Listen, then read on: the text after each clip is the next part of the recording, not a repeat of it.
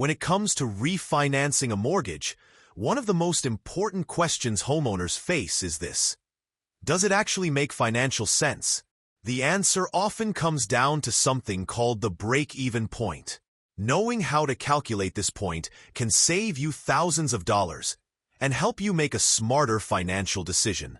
In this video, we'll break down exactly what the refinancing break-even point is, why it matters, and how you can calculate it for yourself using real examples. By the end, you'll have the tools you need to decide whether refinancing is worth it or not. Let's start with the basics. Refinancing is the process of replacing your existing mortgage with a new one, usually to secure a lower interest rate, reduce your monthly payment, or change your loan term. But refinancing isn't free. Lenders typically charge fees called closing costs. These costs can include appraisal fees, title fees, origination charges, attorney fees, and other expenses. On average, refinancing can cost between 2 to 6% of your loan balance. That could be several $1,000s out of pocket. This is where the break-even point comes into play. The break-even point is the time it takes for your monthly savings from refinancing to cover the upfront costs you paid to get the new loan. Once you hit that point, every month afterward is pure savings in your pocket. If you sell your home or refinance again before reaching the break-even point, you might actually lose money. So how do we calculate it? The formula is surprisingly simple. You take your total refinancing costs, and you divide them by your monthly savings from the new loan compared to your current loan. The result tells you how many months it will take to break even. Let's walk through an example. Imagine you currently pay $1,500 a month for your mortgage. After refinancing, your new payment will drop to $1,350. That's a savings of $150 per month. But to get this new loan, you had to pay $4,000 in closing costs. So, we divide 4,000 by 150, and that gives us about 26.7. Rounded up, that's 27 months. This means you'll need to stay in your home for just over 2 years before the refinance actually starts saving you money. Now, let's take this example further. Suppose you know you're planning to sell your home in the next year and a half. In that case, refinancing doesn't make sense because you won't hit the break-even point before you sell. But if you plan to stay in your home for at least 5 more years, you'll benefit, because after those first 27 months, all the savings will add up in your favor. This is why the break-even point is such a powerful tool. It removes the guesswork and shows you in black and white whether refinancing is financially smart for your situation. But there are a few important things to consider beyond just the basic formula. First, think about the loan term. If you refinance into a new 30-year mortgage, even with a lower payment, you may end up paying more interest in the long run compared to sticking with your current loan.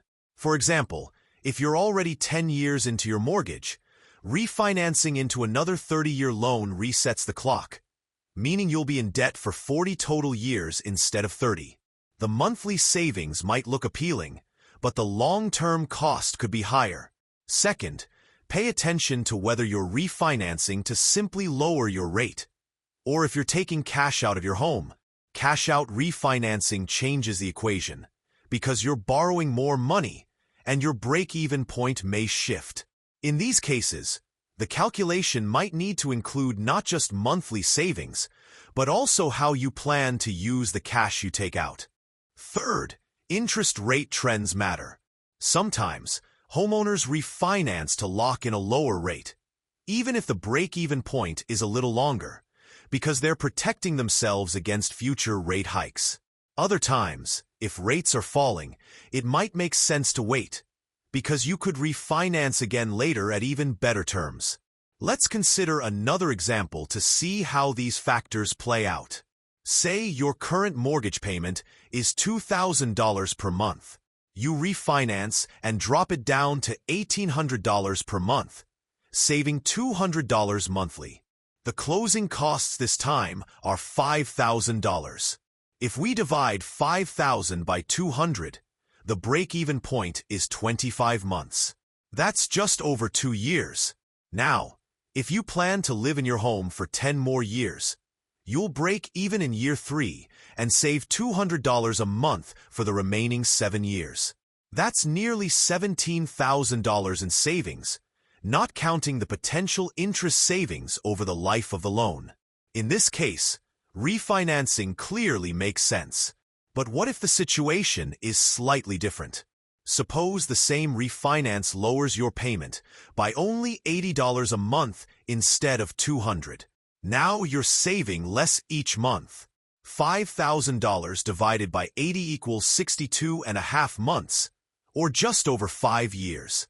If you're not sure you'll stay in your home that long, the refinance becomes risky.